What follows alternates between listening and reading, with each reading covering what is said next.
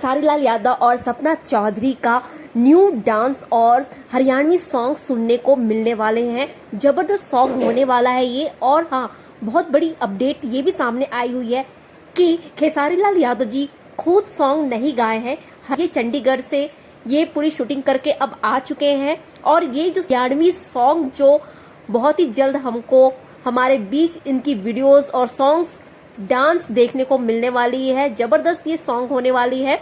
और सबसे बड़ी बात कि सपना चौधरी के साथ इन्होंने डांस किया हुआ है। बहुत ही हरियाणवी डांस होने वाला है और अपने फैंस के लिए नए नए डांस सॉन्ग्स लेकर आते जा रहे हैं और ये बहुत बड़ी खबर है।